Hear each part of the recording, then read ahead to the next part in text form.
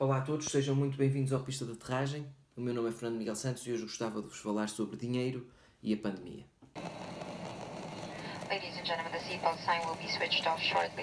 However, for your own safety, we recommend that you keep your seatbelt loosely fastened in case of... Em primeiro lugar, deixem-me contextualizar. Este canal foi criado com o intuito de, através de algumas coisas que eu faço, poder proporcionar ajuda a outros que tencionam ou fazer algo semelhante ou também promover o seu lado mais empreendedor, ganhar alguma literacia financeira. E, portanto, eu fui falando de temas um bocadinho dispersos ao longo do tempo, até me concentrar nesta última fase, naquilo que é a situação mundial por causa do Covid-19.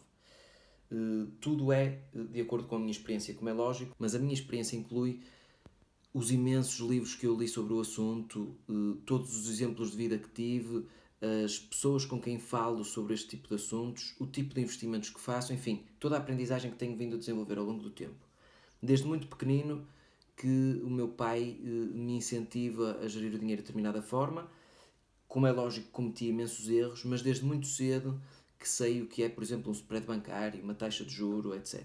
Toda a gente já sabe que existem as pessoas muito ricas, as pessoas muito pobres, mas eu gostaria de me dedicar àquela faixa que não tem nem os recursos de uma, nem os apoios de outra.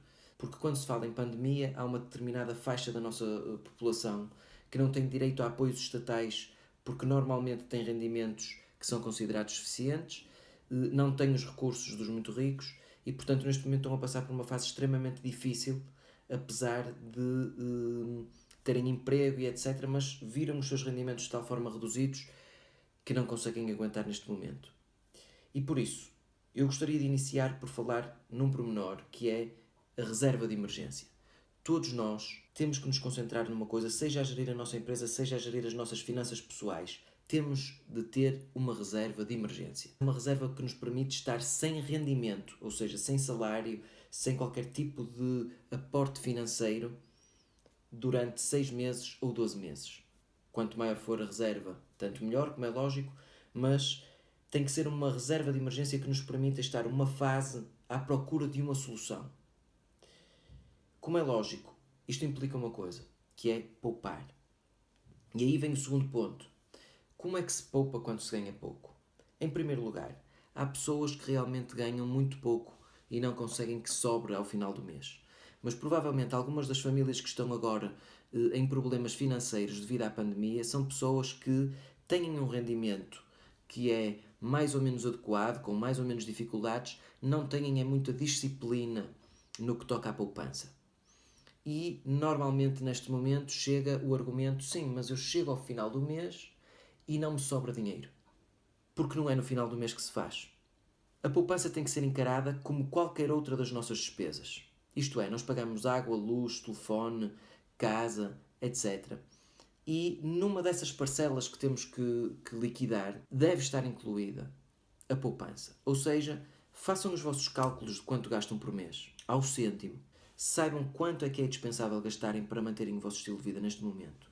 Isto foi algo que eu também tive que fazer comigo há algum tempo atrás e hoje eu sei exatamente quanto gasto e até quanto gasto em cada um dos países onde a minha vida se desenrola. Eliminem aquilo que é supérfluo e cheguem a uma conclusão de um número que vos permita dizer assim: eu posso poupar X por mês, sim, mas eu não consigo poupar, não sobra dinheiro ao final do mês. A questão não é sobrar dinheiro.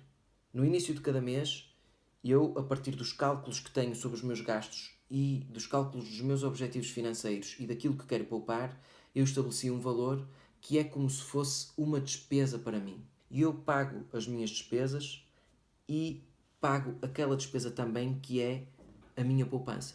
Ou seja, é como se eu tivesse uma empresa, uma entidade que me cobrasse aquele valor e que eu guardo de uma maneira que não seja tão acessível a mexer.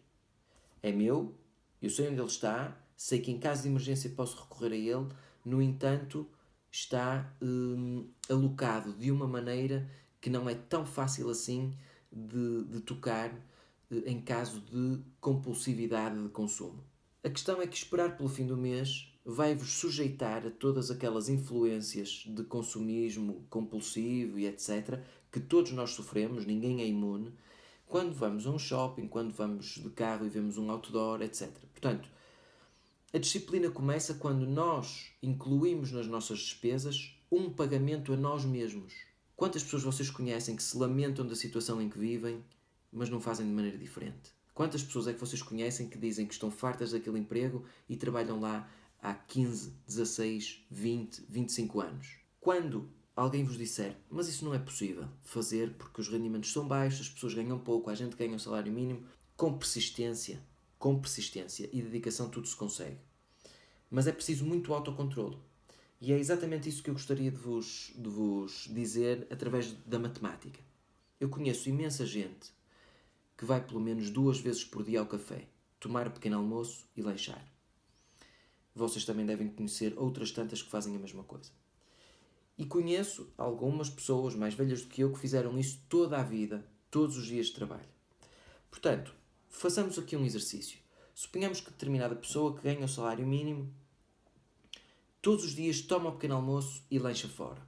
Como é lógico, é um gasto muito superior a fazer esse tipo de refeições, seja em casa, seja com alimentação que levamos de casa para o trabalho ou para o sítio onde estejamos. Estimando que a pessoa só faz isso durante a semana, essa pessoa tem esse gasto, essa despesa, durante 5 dias por semana, ou seja, 260 dias por ano. Imaginemos que a diferença de gasto entre aquilo que podia ter comido em casa ou preparado para levar para fora, em relação àquilo que vai pagar no café, é de apenas 3 euros. De certeza que é mais em alguns casos, mas vamos estimar que é de 3 euros. Esse valor dá nada mais nada menos do que 780 euros por ano. E se pensarmos que essas pessoas fizeram isso desde os 20 até os 65 anos, temos o valor de 35.100 euros. Ou seja, com uma mudança de hábito, provavelmente até comendo melhor, ou até comendo a mesma coisa mais barato, com uma poupança de 3 euros por dia útil, temos ao final de 45 anos 35.100 euros sem qualquer investimento ou rendimento sobre este valor. Com este exercício, que pode a alguns parecer fútil, o que eu quero demonstrar é o fruto do esforço constante e da consistência. Espero que tenha sido útil para começarmos a promover alguma aprendizagem que nos vai defender no futuro. Sabemos perfeitamente que o tipo de pessoas que sofre mais agora são aquelas que não têm meios de o fazer, como é lógico, portanto devemos todos manter-nos solidários.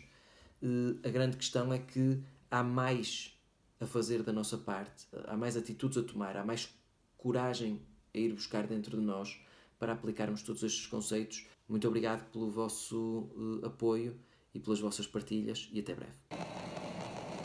Ladies and gentlemen, the seatbelt sign will be switched off shortly. However, for your own safety, we recommend that you keep your seatbelt loosely fastened in case